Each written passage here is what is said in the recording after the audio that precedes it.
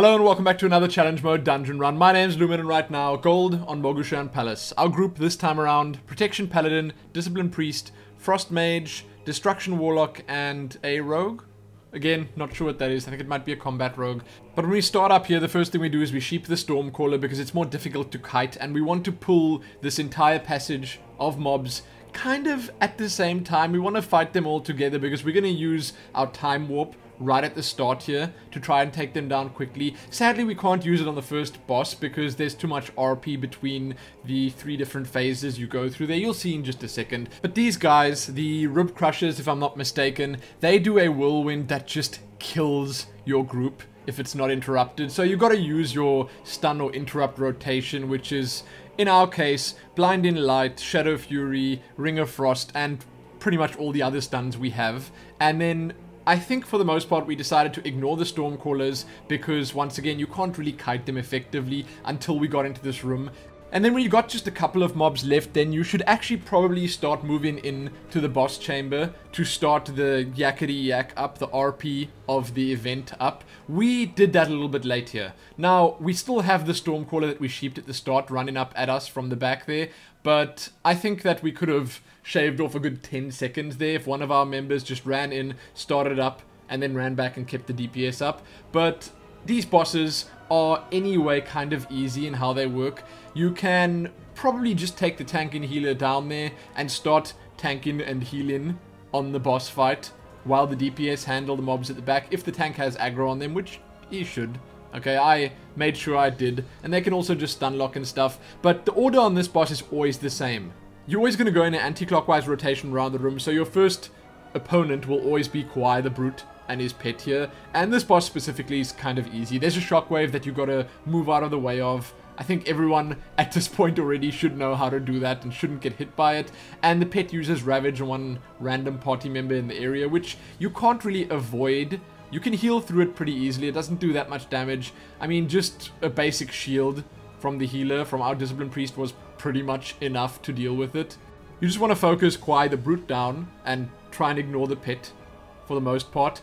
I actually get hit by this next shockwave and you'll see that it doesn't do that much damage. The shockwave itself doesn't really even move my hit points, but the fall does. I lose half my health from the fall. Now the next boss is Ming the Cannon. He has 2 different abilities. One of them is a lightning bolt that does a lot of damage. I mean, your healer's going to want to be ready for that. I used Devotion Aura on the first one, which reduced it a little bit. And then he also does Whirling Dervish, which just makes a little whirlwind type thing that randomly moves around the area and does a reasonable amount of damage. You got to be careful. It can take your entire party's health down really quickly if you don't watch out. So it's going to start in just a second. You'll see it's going to pop up. But Ming the Cunning dies a lot quicker than the previous boss. So if you have really good DPS in your group, you should be able to take him down before the first Whirling Dervish even hits. So there's that. You know, it's something that you should probably try to do. Now, sadly, as I said, you can't use Time Warp here because then you won't have it ready for the last boss. Anyway, here's the final of the bosses. High-End the Unstoppable, who's definitely not unstoppable. He's got 3 abilities: Conflagrate, Meteor, and Traumatic Blow. And when he's not using those, he's just attacking with his basic attack, which doesn't do much damage.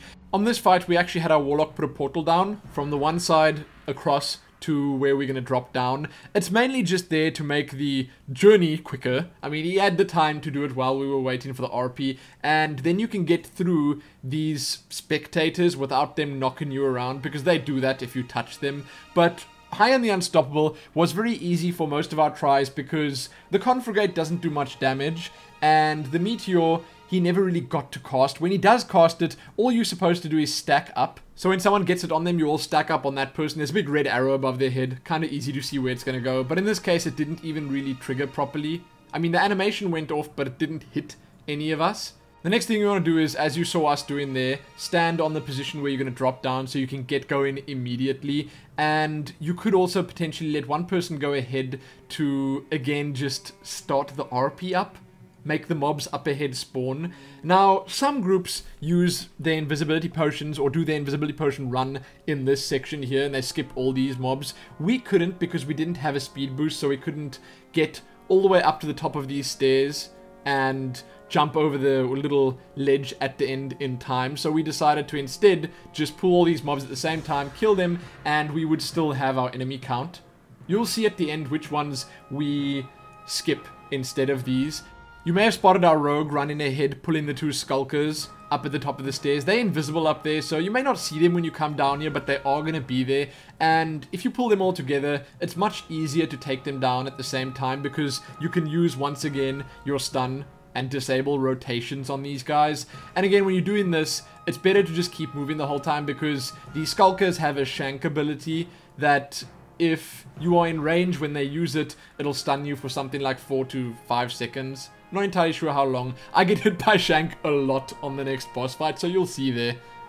You'll see there exactly how long it stuns you for. But like I said, most groups do their invisibility run here. So if you have something like Stampeding Roar or Aspect of the Pack, then you can do that. These 2 hexes we didn't want to deal with, so what we had Seyni do was pull the 2 of them and then just run off and vanish and join us here afterwards. But this part is very, very difficult. Jumping over that little ledge there, you got to do it perfect every single time. Then you got to jump down here, and as a tank, you need to get aggro on everything in the room and then pull them into this corner so that the caster type mobs can get in range for everyone to at least start damaging them. We chose to go for the Hexer and the Oracle first.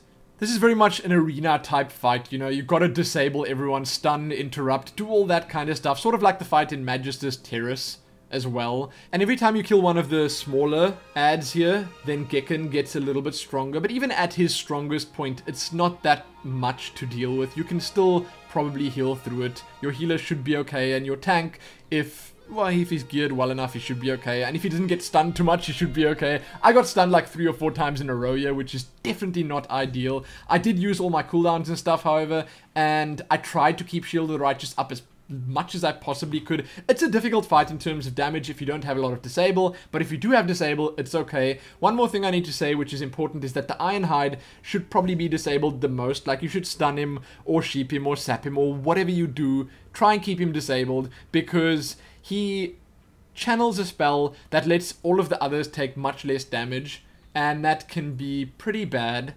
It's actually something that is often overlooked. There's a lot of stuff going on in this fight, so you end up fighting, and nothing is dying, and then you see, only at the end, that he's been channeling this thing for the whole fight. But there you go. The fight itself is just very chaotic. It took us a couple of tries to get the jump over that little fence or wall type thing right there, and then a couple of tries to get the fight itself right, but, you know, in the end, we made it through. The oracles here, better to just disable them. You're not going to want to kill them. You could always just kite them to the elevator. I mean, that works. Once you kill Gekon, there's a timer, then the elevator comes down at a specific time, and you got to be there, you got to be ready. Now, we had a bit of a disaster happen to us here, but because we were so good on time, it didn't really affect the run too much. Safflower, our Warlock, had been using intellect potions during the fights to do more damage, and because our time was so good on this run, it kind of clashed with the invisibility pot run, and it didn't before, so it was a bit of a shocker to us. We didn't quite know how it was going to affect the outcome of the run, but these right here, these are the mobs that we decided to skip instead of the ones down in the tunnel, mainly because these groups are kind of difficult to deal with, and again, this seemed like an easier place for us specifically to do the invisibility run because we didn't have the speed boost. Now we just tried to get as close as possible to the group, and then when he was ready, we ran through. So there's that patrol there. You can get kind of unlucky or really lucky with a patrol. You could actually probably run past you without even aggroing them. And then there are 2 more really beefy guards that stand on either side of these 2 pillars here. So what we did was, and you can actually make it through here without doing this sometimes, but what we did was we had our rogue use Shroud of Concealment just as we passed them, so we wouldn't accidentally aggro them at the back there. Now we're going to be 2 mobs over our mob count by the end of this, because these ones count, and then the 4 tiger guardian statue type things stand in front of the final boss. They also count. So I think we had 22 enemies at the end, but we preferred killing these and using our Invispot run at the end, just again because we didn't have that speed boost. It worked out better for our specific group, and that's something you got to do. You got to change the strats based on what you've got at your disposal, because sometimes you can't blindly follow what other people suggest. You just got to improvise a little bit. Now here, I kind of messed up on this fight hardcore by not standing in the power word barrier and losing aggro on that one caster mob there. The Quillen Guardians, these are tough. These can be really difficult for non-Paladin tanks. Tanks that can't get rid of stacks of debuffs on them. So going into this, immediately we started the pain suppression. I used Guardian of Ancient Kings and everything I had, because the stacking debuff that they put on you is just crazy. It does so much damage. I died a couple of times here before because, well, they just killed me so quick, but we again used all our stuns, Ring of Frost, Shadow Fury, everything on these guys, and it ended up working okay. You'll see my health drops really low a couple of times, and the second we kill them, the second they did, I pop my Divine Shield, I pop Bubble, and immediately cancel it, obviously, so I can aggro the boss, and then that gets rid of the stacks. And the final boss, if you start the final boss with 1.5 minutes on the clock, you are A-okay, because you're going to have your time warp again, you're going to have that up, you're going to do a lot of damage, and the boss actually goes down reasonably easily. This is basically just an avoidance fight. You don't want to get hit by the ground slam. You saw that I was really close to getting hit by the ground slam there, but it's actually only because I chose a spot here in the middle of the room where I was going to stand that kind of avoids all the random nastiness around the room. But it's again stuff that you can just get used to. You'll see there are these blades or spears or whatever shooting out of the wall. There are weapons randomly moving around the room, along with the ground slam and everything else that he does. It can be difficult to avoid. It can be a little bit chaotic, but if you just do it a couple of times, you get a good feel for where everything spawns and I guess how they act, the way that they move around and all that, and you can easily avoid them that way. But this fight, no one should really be taking much damage at all. Your DPS in your group should be moving out of the way of stuff. They shouldn't be standing in stuff. It should be easy enough. So we finished this with a good 30 seconds to spare. We were really happy with that. Even with our little invisibility potion mix-up, we still made it just fine. And there you go. 11 minutes, 36 seconds on Mogu'shan Palace. Not bad. We were okay with it. We were happy with it. So if you have any questions about it, please feel free to leave them below. I thought that the group setup or composition that we had worked really well for this specifically. I mean, the rogue in this run helped a whole lot more than in the previous ones. It was good. It was really good. And at this point, like I said at the start of the video, we were getting into the swing of things. We had done a couple on gold already, and I guess they were just starting to get easier now. You'll see in the next ones, I'll talk about how much easier exactly, because some of them we even almost one-shotted, which was really great, but you'll see that when you see that. There are a couple more coming up after this, so check back here soon for them. Give this one a like, share it, and do all that other good stuff. Let me know what you think, once again, of our gold run on Mogu'shan Palace. I enjoyed it a lot. This was one of the more fun runs to do. Same with the next few. Once brewery's out of the way, it's much, much easier, much less stressful. But there you go. Happy that.